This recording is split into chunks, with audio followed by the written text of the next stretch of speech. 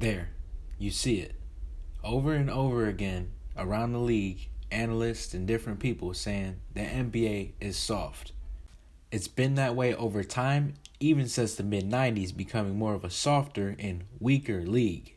NBA legends from the past like Gary Payton are making comments like, I could never play basketball in this soft era. And these days, you can't make eye contact with the ref without getting a tech. Big Diesel also said something about the league these days. The league is soft and these guys are sensitive, period. And so, do these old timers have a point? Is NBA basketball really softer these days than before? Let's dive in. But make sure you're tapped in by hitting the bell to subscribe to the channel. Now, when we talk about this, we're going to talk about the term soft. What does it really mean? Well, if you ever hoops or watch sports with other people in the room, you know that when it's basketball, it's someone that can't take physical contact or someone that just ain't tough. And before we dive into the subject, let's clarify what a tough guy is in the NBA. So what labels someone as a tough guy? Trash talking, strong, intimidating, physical, cheap shots, aggressive, mean, and relentless. If a player does any of these things, well, they're an aggressive basketball player. But let's meet the players that do all of those things on the list and are considered the toughest of the toughest. Ron Artest or Metta World Peace. Don't let his smile in that picture fool you. Ron Artest or Metta World Peace built his game off of dirty and tough plays. He's notorious for climbing into fans and scrapping in the palace. Then you know that one time he took a real elbow and hit James Harden on the side of the head. And apparently he didn't see him there. But we know he did. Now I can go on and on. You can just Google the other times he got ejected. In all due respect, he was never the greatest player off of talent or athleticism. But he made himself relevant off of pure grit and being tough. Next we got the Worm, Dennis Rodman. Now, what you gotta love about Rodman is how much heart and passion he played with. He was 6'7" and playing against 7-footers and usually out-rebounding them. And because of that, he's known to be one of, if not the greatest rebounder of all time. But what made Rodman terrifying? It wasn't the superstar talent. He wasn't jumping out the gym. He wasn't drilling threes. What made him tough is the fact that he was an underdog all his life. And his story coming up wasn't exactly smooth at all. He came up in a difficult city, he even attempted suicide, and was cut from his high school basketball team, and he was only 5'7" at the time. Oh, he was devastated, but after a sudden growth spurt, he ended up playing some college ball, and not because of the skill, but because of his grit. And he quickly became known for his physicality, rebounding, and real good defense. Dennis played at Southeastern Oklahoma State University, and he got some attention from NBA scouts. And because he was an underdog his entire life, making the NBA was not something that was handed to him in any way. And that's why each night he went out on the court, he took no prisoners and did everything and anything to help his team win the game. Bill Laimbeer, the 6'11" center for the Bad Boy Pistons. Now, what made Laimbeer one of the toughest guys ever?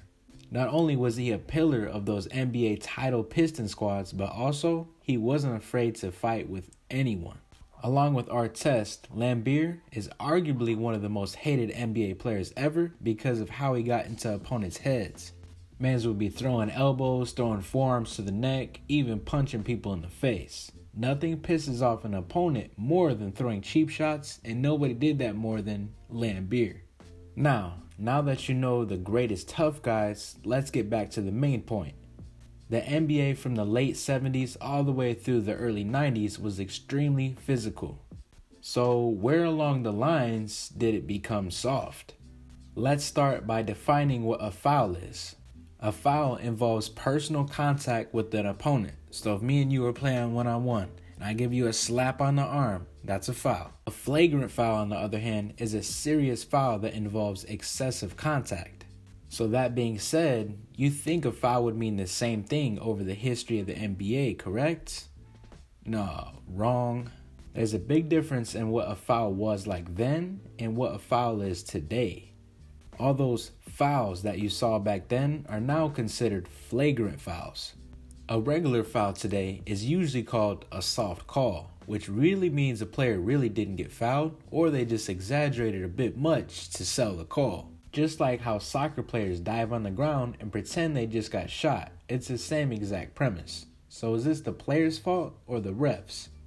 Actually, it's both. NBA players today have grown accustomed to the soft calls, and the refs are making them.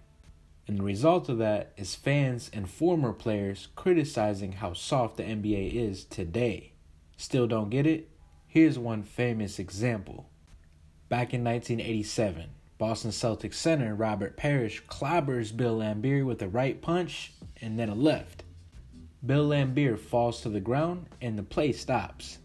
The ref called a foul for another player for something other than that, which means Parish, he didn't even get called for a foul. Now if that happens today, he gets ejected, suspended for multiple games, and a $25,000 fine. So, should Robert Parish get away with that back then? No. But we do believe that the NBA is offering a different product than it used to decades ago. The NBA has changed its rules to kind of eliminate rough play from happening on a daily basis.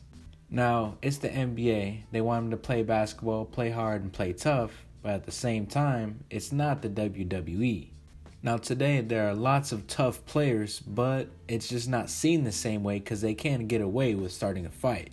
Players like Patrick Beverley or Marcus Smart, who aren't exactly the most gifted, but they do have a lot of grit and they got the toughness. Now, time changes. Of course, the game of basketball changes. The players are changing. So why wouldn't the rules change as well? Now, I understand safety. I'm all about players being healthy and being safe out there on the court. But at the same time, everything comes with its limits. Look at this foul right here. What? That's a foul? No, it's not. Basketball is a contact sport. There's a fine line between playing physical and playing hard and trying to beat your opponent and trying to hurt someone. During the notorious playoff battles between the Bulls in Detroit, Miami, the Knicks, and even the Cavs, best believe that most of the players were going home with some wound battles. Guys would go out there, play hard, get banged up, and if they didn't call a foul, they would keep on playing.